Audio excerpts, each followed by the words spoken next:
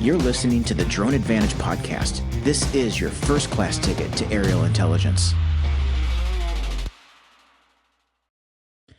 All right. As Matthew McConaughey would say, today we're going to talk about how drone imaging is changing agriculture. How, agriculture's always been about getting the highest yield with the least amount of resource.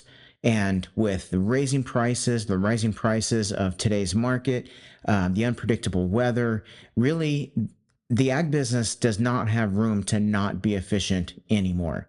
And the agriculture industry historically has been relatively inefficient until we really developed these ways to bring data into the ag world.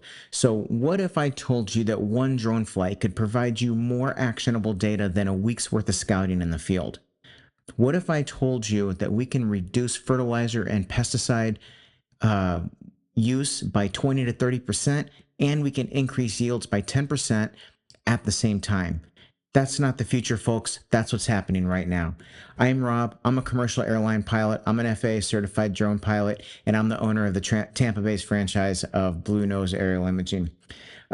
Here we are breaking down how aerial intelligence is changing the landscape of businesses all across the world, and how you can use drone better, and how you can use drone data to work better. So I already said that today we're going to talk about agriculture. Before we dive into that, I want to talk about my week. So I've had an incredible week. I was called out by a construction company, and again, I'm down in Tampa Bay. I was called out by a construction company that is based in New Jersey. The project manager lives in Philadelphia. He called me and said, I need a roof inspection in St. Croix. And so I talked to him. We talked about what he needed, what his deliverables would be, and I shot him a price, and he hired me to go down to St. Croix. So on, about 4 days ago, a week ago, what is today? A week ago, I guess, I went down to St. Croix, and last Monday did an inspection on a 95,000 square foot school building. Quite a large project. It took all day. It was just a fantastic opportunity, and it really illustrates how some people get it. Some people understand how the money that you spend on drone services isn't just adding money to your project budget. It is actually saving you money in various ways. And anyway, so while I was down in St. Croix, I did some videos of other things, landmarks in St. Croix, Udall Point, which is the easternmost point of the United States. I did a video of the tide pools, and I did a couple of other videos of myself talking kind of on scene. So expect to see those rolling out. They won't be on the podcast channel of YouTube, but they will be on my YouTube channel. So make sure that you like and subscribe to the YouTube channel so you can see all of the exciting video I got of St. Croix. I have one video that is talking about some of the difficulties that I ran into just planning the trip, and then while I was down there, some hurdles I had to jump. So make sure that you go and subscribe to the channel so you can watch that video when I get it uploaded. What we're going to cover today really is, the point of my podcast series, at least this first season of my podcast series, really is to illustrate how drones are improving business workflows and saving businesses money. And we are going to talk about that in today's episode with the agriculture industry. But I don't just want to throw out, hey, this is going to save you money. Trust me. What I want to do is I kind of want to geek out a little bit on the actual vegetation indices that we use and how they actually help us identify crop stress and weeds and disease and water, and also more important, or at least just as importantly, is what they don't help us identify. So what these vegetation indices are but also what they are not, because they're not this magic tool. And we need to understand that. We need to understand that a drone pilot doesn't just throw a drone up in the air, hit capture, and now all of a sudden we have this pretty picture that is diagnostic and prescriptive, and it says this is where your insects are, and this is where your weeds are, and this is where this stress is. And that's not the way it works. So the most important thing, or one of a very important thing that I want to point out right now, is that even though I'm going to talk about these vegetation indices, like the Normalized Difference Vegetation Index, the NDVI, but also the NDRE, we're going to talk about that. That uses the red edge spectrum of light. I'm going to talk briefly about that today too. But what I want to throw right out up front is we're going to get these pretty pictures with greens and yellows and reds on them. And these pictures are not the answer. They are just a tool. They are just one piece of a puzzle. And we have to take the information that we get from the vegetation indices, whichever one we're using, whichever one is best for that particular application, and we have to apply context to it. So for example,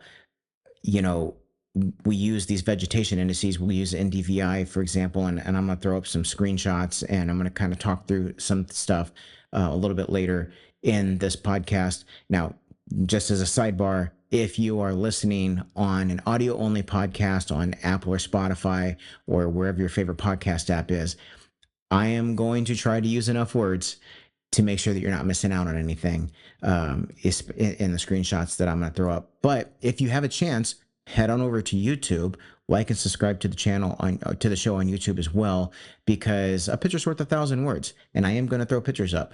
But anyway, what was I saying? So we're going to take these, the NDVI, I'm using that as an example. Everybody wants to see lots of green, right, for healthy crops. And you don't want to see a lot of red because, just like in the visible spectrum, when I'm looking at a tree or I'm looking at grass, right, and it's green, I think healthy. And when it's red, I think not healthy. But it's not that cut and dry. It's not that black and white. And what I mean by that really is that green isn't always good, right? What if we just planted crops and I go out and I do a multispectral scan of the field and I see a bunch of green? Well, that's probably not good, because green is just green. Green is just healthy plants. It doesn't tell us what the plants are. And in that case, it's probably a bunch of weeds.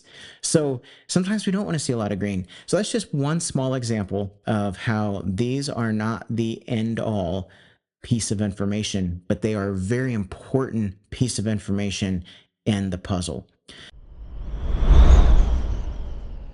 So what are these indices? So the NDVI, the Normal Deviation Vegetation Index, what it does is it takes, let's just talk about what an indice is. An indice is just normalizing something, right? So, and the NDVI, what we're normalizing is the difference between the red spectrum, and that's the visible red spectrum that we can see, and then the near infrared spectrum. And I'm going to talk a little bit about why we are using the near infrared spectrum and why that is better for us. And I'm going to show some stuff, like I said, on the screen, but why that is better for us than visible light. And the NDRE is doing the exact same thing, except instead of using near infrared, it is normalizing the difference between the visible red spectrum again and the red edge spectrum. And why do we want to normalize these things? So anytime we talk about a vegetation indice, we're taking a band of light, we're taking actually two bands of light, and we're comparing the difference between those two bands of light, and the index is when we reduce that down basically to a number. And normalized indices are generally, you're going to end up with a range, a number range between -1 and 1, and higher numbers being healthier vegetation and lower numbers being unhealthy vegetation. And the negative numbers, we'll talk about that in a little bit. Farming or agriculture historically um, the problems that they have faced really is just in order to get data, like either they work without the data, which nobody would recommend working without the data, especially if we're doing precision agriculture. We have to have the data. But if an agronomist or somebody in the ag business is using data and they're not using drones to get that data, they are spending a tremendous amount of time and resources gathering the data. And as I said in the very beginning, we can get in one flight the amount of data it would take you a week to capture doing manual acquisition. So um, slow, labor intensive. We're fixing that with these drones. This, by the way, is my trusty friend. I don't name my drones, but this is a Mavic 3 Enterprise Multispectral edition. You can see on the front here that it has 4 different multispectral cameras in there, and also a normal RGB sensor as well. Um, on this drone is also the RTK, the real-time kinematics uh, GPS correction technology. And what this is used for is really when we are looking at the vegetation index, the map that the software puts together for us in the visible spectrum that we can see, the red, the yellow, the green, on the maps, and we identify stress somewhere, and then we apply context to that stress, and we use other tools, and we diagnose, and we say this is, insect stress, for example, and we need to put more pesticide there. This RTK really narrows down within a centimeter accuracy of exactly where that is on the field. So it's very, very useful technology. So diving into what are these indices. So we talked about how NDVI and NDRE, the Normal Deviation Vegetation Index, and the Normal Deviation Red Edge Index. I'm going to throw up on the screen here uh, this graph right here. And I just want to point out, I recently heard, we talk about the visible spectrum of light and then all of this other light. I recently heard that if you were to take the spectrum of light and stretch it from New York to LA, that the visible spectrum would represent about 2 inches on that band. That just boggles my mind that we can only see 2 inches out of thousands of miles in a relative scale. So that is crazy. But if we look at this, and for those of you who are listening on an audio only podcast, what I'm looking at here is I'm looking at sections of light. There's a visible spectrum and a near infrared spectrum, which is not visible. And what I'm looking at, it's a reflectance scale based on wavelength. So there's 2 lines on this chart, and there's a green line and a red line. And the green line is the reflectance of light based on healthy vegetation, and the red line is the reflectance of light based on unhealthy vegetation, and the reflectance is in percentages. And what I want to point out on this chart is when we're in the visible spectrum on this chart, which is on the far left, what we see is the reflectance of light for the the red line, which is the stressed vegetation, versus the green line, which is the healthy vegetation. There's a very small difference. So as we move through the visible spectrum of light, the difference between the reflectance of light in a healthy or unhealthy plant, a healthy or stressed plant, is very, very small. But when we move over to the near infrared red spectrum, you see that the reflectance of light between a healthy plant and an unhealthy plant or a stressed plant is much, much different. So for those of you who can't see the chart, if I were just look at, a 0.5 nanometer wavelength, the reflectance of light in a healthy plant looks to be right around 10%, and the reflectance of a stress plant seems to be, and I don't know, there's not the fidelity in this chart, but maybe 12%. So maybe 10% versus 12% in the visible light spectrum between healthy and unhealthy plants. But if we look over at the near infrared spectrum of light, we can see that a healthy plant has a reflectance of light of well over 50%, where an unhealthy plant down to 30%. So this is very important, and what this chart is really showing is that in the near infrared spectrum of light, the near infrared spectrum of light is very sensitive to plant changes. It's very sensitive to stress, whereas the RGB, or the visible spectrum of light that we see, really is relatively insensitive to plant stress. So that's why when we're looking at a plant and it's showing nice and green, and it shows green because green light is reflected out of a healthy plant. So we're seeing that reflectance. By the time that plant starts turning yellowish or brownish, the stress has really set in. Versus a near infrared reflectance, a healthy plant really rejects near infrared light. So when I say that, what I mean is a healthy plant reflects most of the near infrared light that hits that plant. But as the plant gets stressed, the amount of reflectance of the near infrared light starts to decrease, and it really starts absorbing more of that near infrared light than it normally would.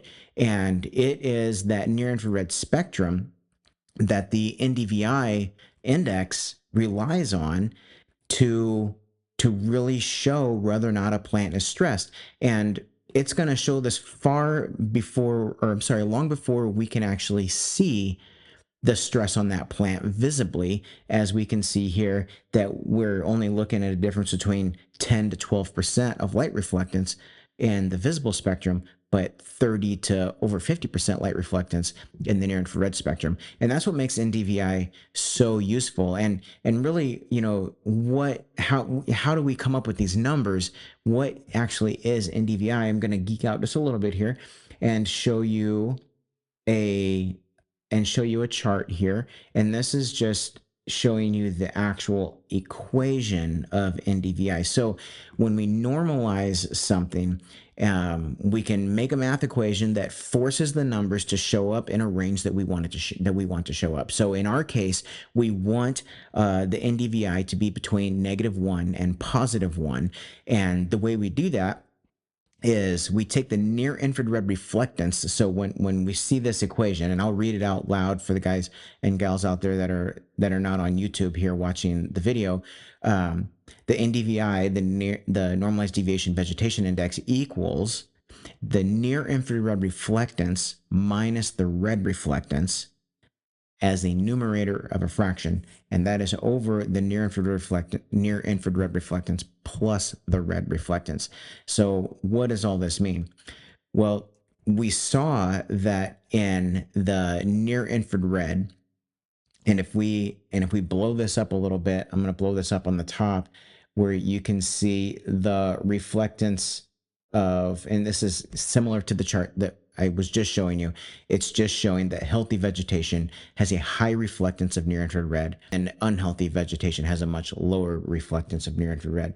So really, when the plant is healthy and near infrared reflectance is very high, near infrared really dominates this equation. So we have, a high number near infrared minus a low number red is going to be mostly just that the difference is going to be similar to the near infrared number. I'll just throw numbers out.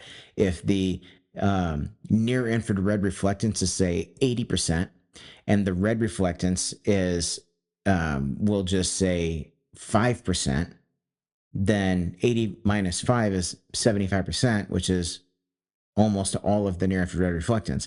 And on the denominator, and if you guys don't do math, that's fine. You don't have to be able to do the math. I'm just kind of going through how we get these numbers. So on the denominator, we take the near infrared reflectance and then we add the red. So it'd be 80% plus 5%. So now it's 85%. So what we end up with is a fraction that's 0.75 over 0.85. And if you do the math, and I'm not going to do the math, I don't know what the answer to that is because I don't do it in my head, but it's almost 1, right? 75% over 85% is a large number on a scale from 0 to 1. But in an unhealthy plant, when we start really reducing the near infrared reflectance, say we have an unhealthy plant and we have a near infrared reflectance of 40%, but remember, red reflectance goes up in a unhealthy plant. So we'll call the red reflectance in this unhealthy plant 30%. So now we can see that the product of this number is really going to be much, much smaller. So 40% minus 30% is only 10, 40% plus 30% is 70, right? So now we have 10% over 70%, and that's still a positive number, but it's a very small number. So in the healthy plant, where the near infrared reflectance was very high and the red reflectance was very low, we end up with a number that's very close to 1. Anything over 0.7 would be considered a healthy plant. Whereas in an unhealthy plant, where we really reduce the level of near infrared reflectance and we increase the level of red reflectance, what we end up with is a very small number that's closer to 0. So, and then if we look at this chart here, we'll see that stress vegetation is somewhere between 0.3 and 0.6 on an NDVI scale. Now, bare soil reflects light at kind of the same rate, right? So if the near infrared and the red are very close to each other, you can see that we're going to end up with a number that's much closer to 0 in that instance. And so bare soil is generally, negative 0.1 to 0.1. And then when we start seeing large negative numbers, meaning when I say large, remember the scale goes down to -1. So when I start seeing numbers close to -1, like negative 0.8, negative 0.9, really what that means is I'm probably looking at water.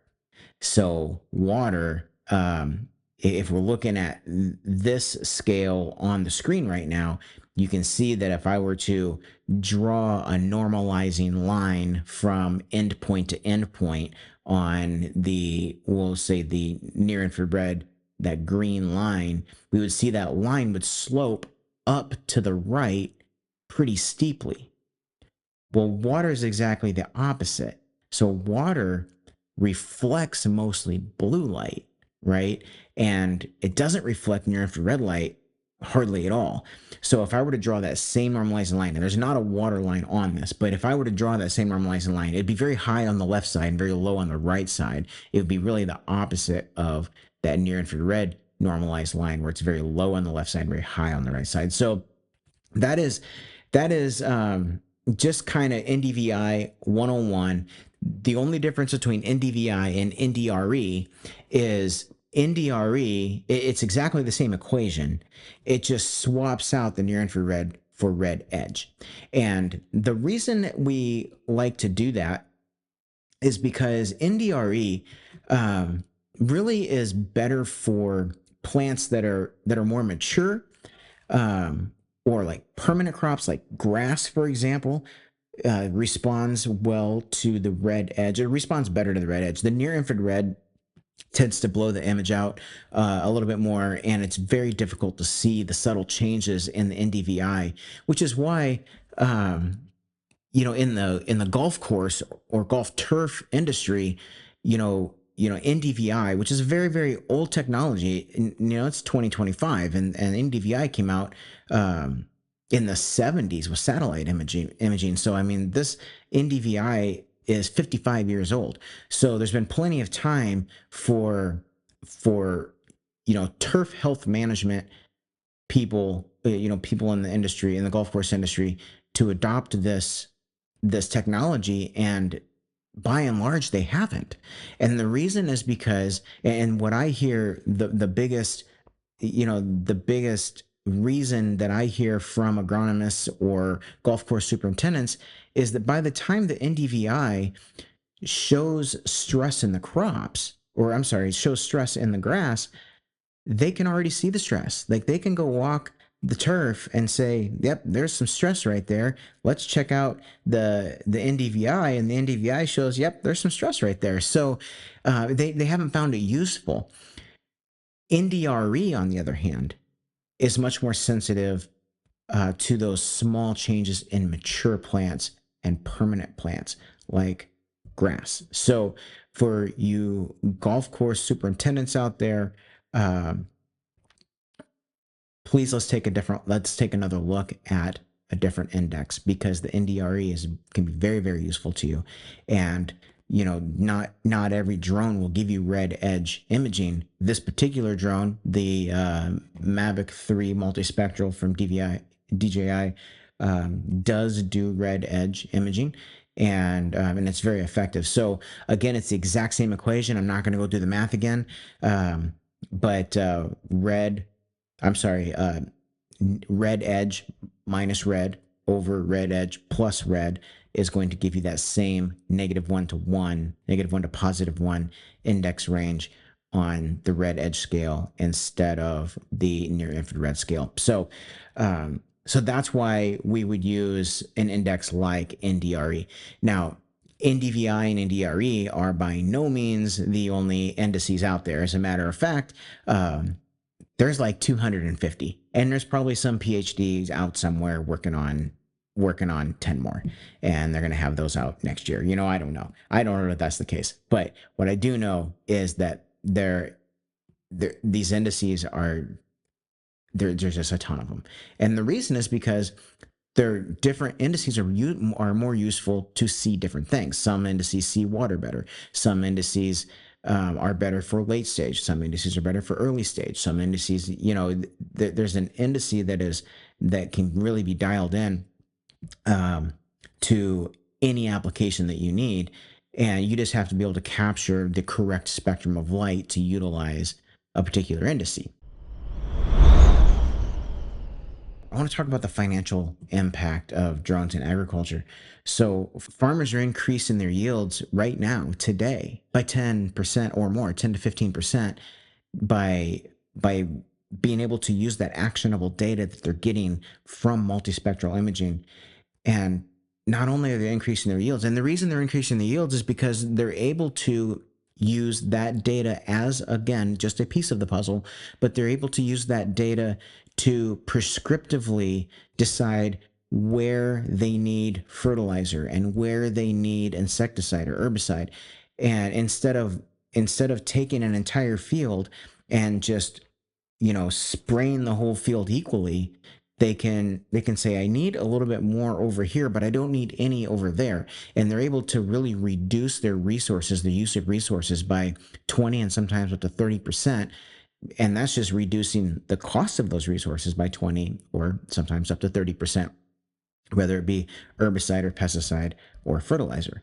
So they're decreasing their resource use, which is decreasing their cost. But because they're prescriptively applying the resources, i.e., the fertilizer, the insecticide, herbicide, they're actually increasing their yields by doing that. So increasing yields while decreasing cost is a 2 times factor on how we're increasing profitability in agriculture. And like I said, one drone flight is giving you a week's worth of data. And what's nice about being able to capture so much data so quickly is that we don't just do one drone flight, right? We monitor the progress of what you're doing on the fields. So I'll do a drone flight. I'll get you, I'll create an NDRE or an NDVI or whatever index is most appropriate for you at the time. And then 2 weeks later, I'll come back and do it again. And we'll see if your prescriptive use of the herbicide or the insecticide or the fertilizer has increased your crop health. And if it hasn't, we can steer more towards the direction we need to. And with that monitoring, we can actually see the changes, right? We can see that, yes, my crops are getting healthier. And at the end of the season, you're going to have more product to sell. So that's really what all this is about.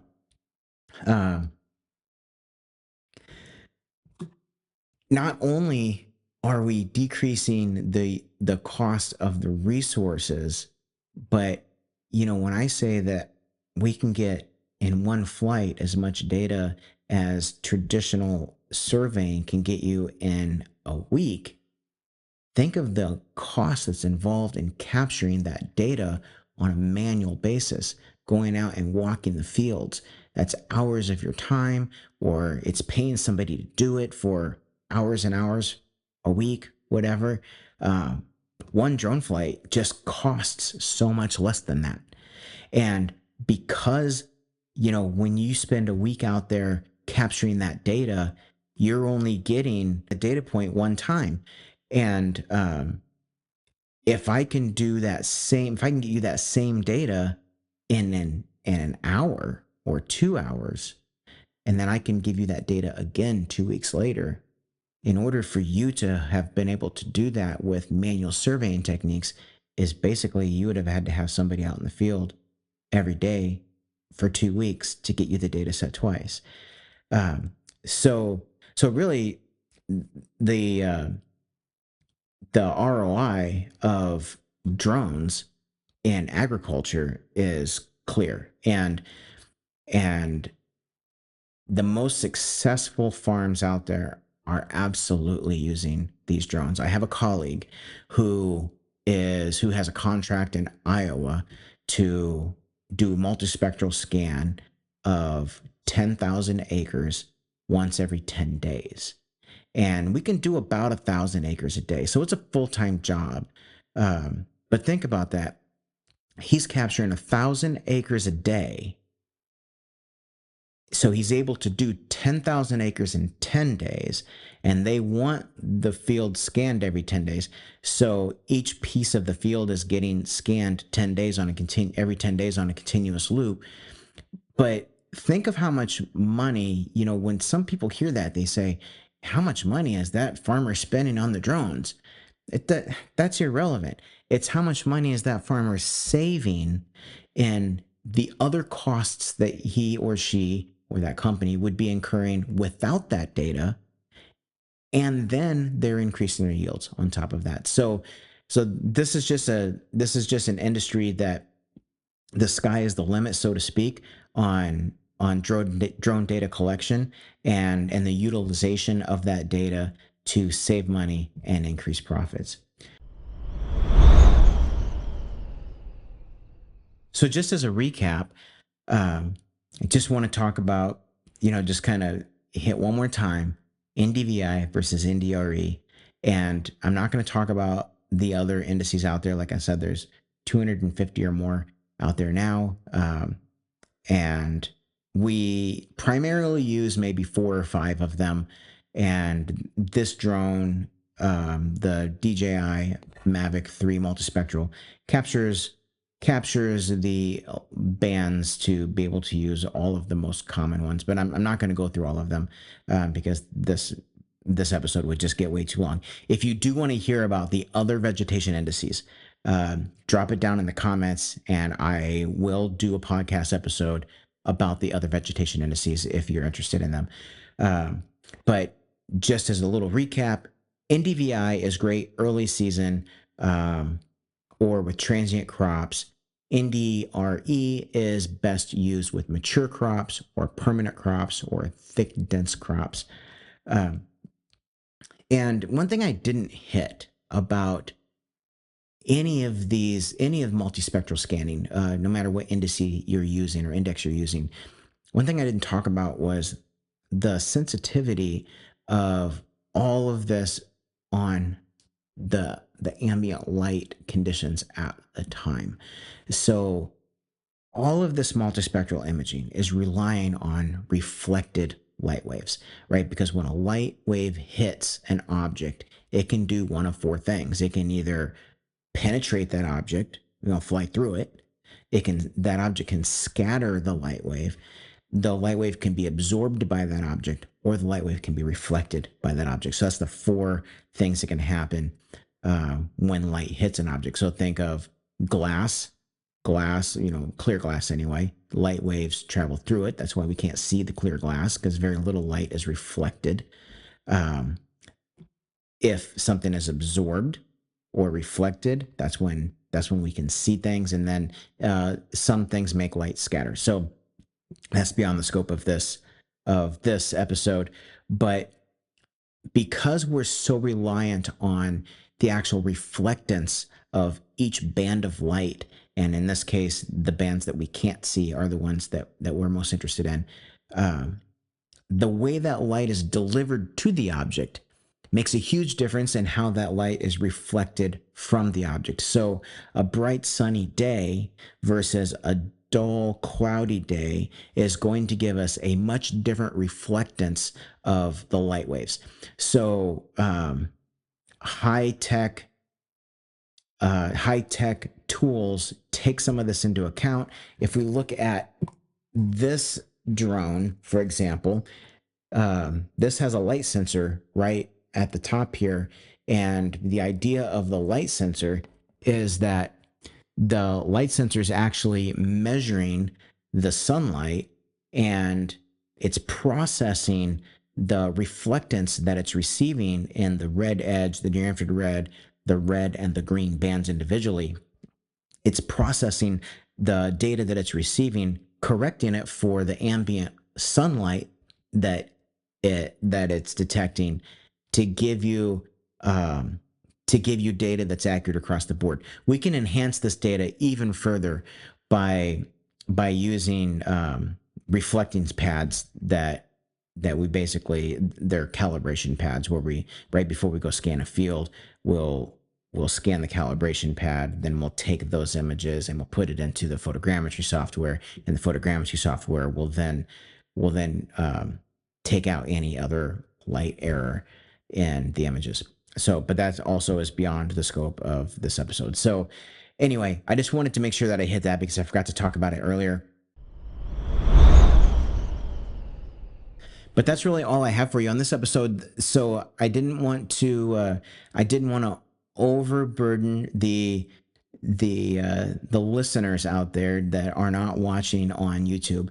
And I didn't want to get too geeky with the math, but I did want to just talk briefly about how these indices work, and why the indices using near infrared or red edge light bands are much more sensitive to changes in vegetation health than the RGB bands are. So I think I was able to do that. If you like what you're hearing here in this podcast episode, these podcast series, please hit subscribe, click the bell to make sure you're getting notifications. If you're on an audio only podcast, if you're on Apple Podcasts or Spotify or whatever your favorite podcast app is, please don't forget to head over to the podcast website. It is thedroneadvantage.buzzsprout.com. I'm going to have a link to that down in the description. I'm also going to link in the description my website, my LinkedIn, my Instagram. You know, guys, I'm just now getting Instagram up. I've been resistant to Instagram forever. I don't even really know how to use it, to be honest. So just bear with me, but I am finally getting videos rolled out on Instagram. Go subscribe to my channel, my Instagram channel. It'll really help me out. There's not a whole lot there now. A couple of videos. I did just upload on Instagram a really cool video of Udall Point over in St. Croix. It's just spectacular scenery out there, right on the edge of this point, surrounded by the ocean. It was right at sunset. The sun was going down behind the mountain. But please head on over and subscribe to that as well. I promise there's more to come on Instagram. As the learning curve is happening, I figure if the 12-year-olds can learn how to use Instagram, you learn how to use Instagram. So I will. I'll definitely be getting more of my stuff up on Instagram as well, and trying to build that up. So please, again, like, subscribe, head over to thedroneadvantage.buzzsprout.com, and I will see you guys in 2 weeks. It'll be 2 Sundays from now, just as a reminder. A new episode for this podcast comes out every other Sunday, and I do that so that you can listen to the episode driving to work on Monday morning. We look forward to seeing you in 2 weeks. Thank you for listening to the Drone Advantage podcast, where we're helping you keep your business decisions under 400 feet.